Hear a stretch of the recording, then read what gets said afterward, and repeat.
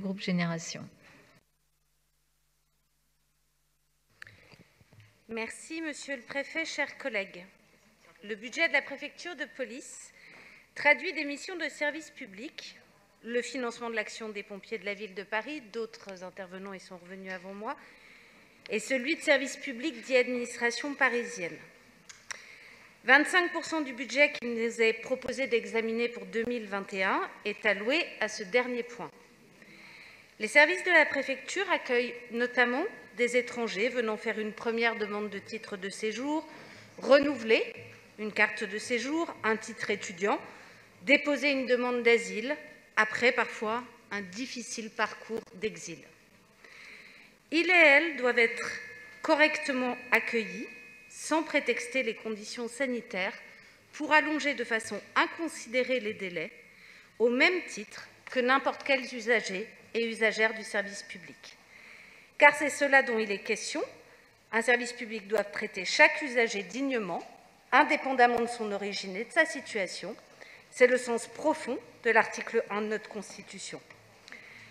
Le tribunal administratif a été obligé de rappeler ce principe fondateur suite au ralentissement, voire au blocage de renouvellement des titres de séjour.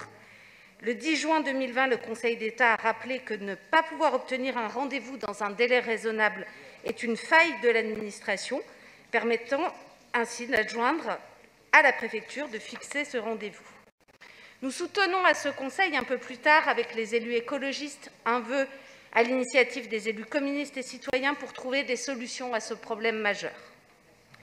Cette année, le budget de la préfecture de police connaît une progression de 4,5% dédiée à la brigade des sapeurs-pompiers de Paris. Ces derniers pointent du doigt un budget depuis très longtemps qui n'est pas à la hauteur des besoins. Ils sont très fortement sollicités, mobilisés parfois sur des missions dangereuses. À Paris, ils et elles effectuent 500 000 interventions par an en moyenne, alors que leur budget était calculé pour environ 450 000 interventions. Ils se sont mis en grève en octobre dernier, ont manifesté, réclamant à l'État, aux préfets, aux collectivités des moyens à la hauteur des besoins. Ils ont essuyé parfois des actes de mépris et même parfois des violences policières.